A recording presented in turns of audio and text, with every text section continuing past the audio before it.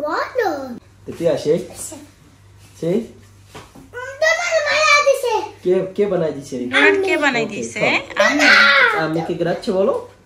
Ata papà taxa baby, vieni papà. Sì, aspetta.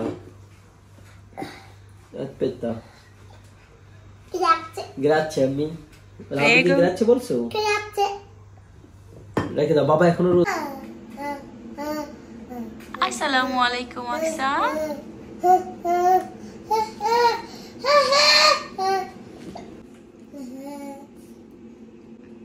খিচুড়ি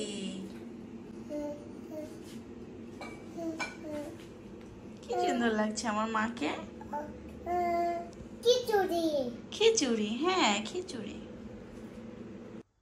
দেখতে দেখতে রহমতের মাস রমজান চলে গেল। আশা করছি সবাই আল্লাহর রহমতে সুস্থভাবে রোজাগুলো সম্পন্ন করেছেন। আর আমরা আলহামদুলিল্লাহ ভালো ছিলাম, সুস্থ ছিলাম, রোজা রেখেছি। এই বছর রোজাটা আমরা ইতালিতে কাটিয়েছি। 24 সালে রোজার সময় আকসার বাবা দেশে গিয়েছিল 10 দিনের জন্য। আর 23 সালে আমি আর আকসা দেশে রোজা করেছিলাম, মানে রোজার ঈদ দেশে করেছিলাম। দেশের রোজা আর ঈদ খুব মিস করি। এই সময়টা আসলে দেশের সবার কথা খুব মনে পড়ে, কারণ সবার একসাথে বসে ইফতারি করা, সেহরি করা, এটা আসলে অনেক বেশি মজার। তবে এখন অত বেশি খারাপ লাগে না, কারণ আকসা একটু একটু করে বড় হচ্ছে আর অনেক কিছু বললে বোঝে। রোজা রাখলে যে সারাদিন কিছু খেতে হয় না, একবারে ইফতারিতে খেতে হয়, সেই জিনিসটাও বুঝে গেছে। ও সারাদিনে যে কোনো কিছু খাওয়ার সময় হলেই বলবে যে বাবা আম্মি রোজা, বাবা আম্মি ফুড খেতে হয় না, আকসা বেবি খাবে। আর ইফতারির সময়ও আমাদের পাশে বসে থাকে, যদিও সেরকম কিছু খায় না, তারপরও পাশে বসে থাকলে আমার খুব ভালো লাগে। এবারে রোজাটা একটু অন্যরকম ভাবে কেটেছে। তার কারণ হচ্ছে নিজের কাজ নিয়ে ব্যস্ত, তার পাশাপাশি বাসার কাজ, আকসা বেবিকেও সময় দেওয়া লাগে।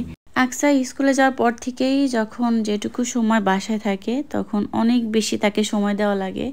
সে আসলে এখন টেলিভিশন কিংবা ফোন অত বেশি দেখতে চায় না, ও আমাদের সময় চায়, আমরা যেন ওর সাথে খেলি, সেই সময়টাও আমাদের কাছে চায়। ওকে সময় দেওয়ার পরে আসলে ওভাবে ইফতারি রেডি করার মতো সময় থাকে না।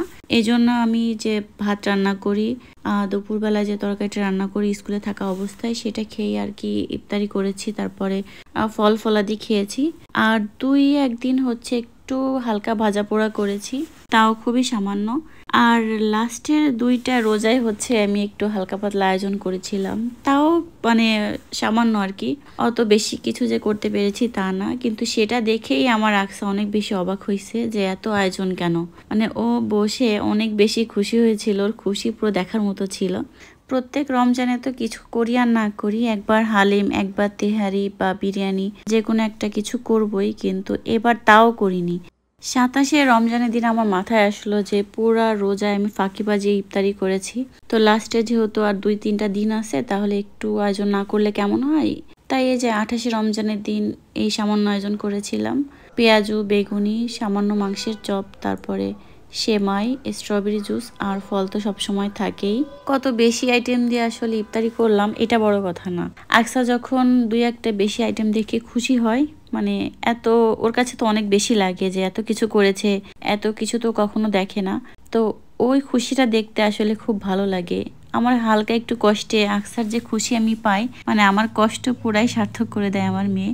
আমার মাশাআল্লাহ, মানে আমার মেয়েটা অনেক অল্পেই খুশি হয় আমাদের মতো, আমার দেখতে খুব ভালো লাগে ওর খুশি। এই রমজানের ভিতরে আকসার আবদারে আমি একদিন ডোনাট করেছিলাম। আকসা ডোনাট খেতে অনেক বেশি পছন্দ করে। ইফতারের আগে আমি যখন এসব আয়োজন করে টেবিলে সাজাচ্ছিলাম, তখন ও বলতেছিল যে এখানে ডোনাট রাখো, ডোনাট কোথায়, তো ওর জন্য আর কি ডোনাট রাখা। আর এটা হচ্ছে 29শে রমজানের দিনের হালকা পাতলা আয়োজন।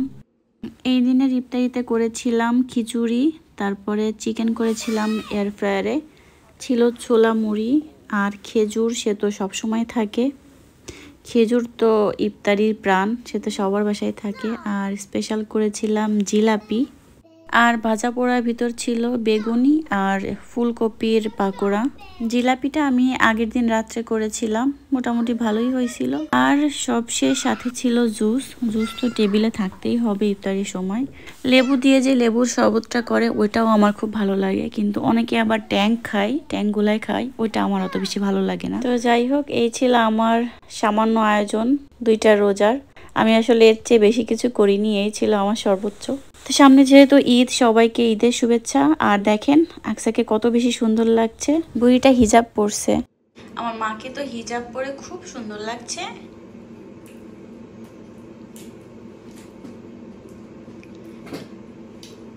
আজকে আমাদের শেষ রোজা, রমজান মাস শেষ, কালকে আমাদের ঈদ।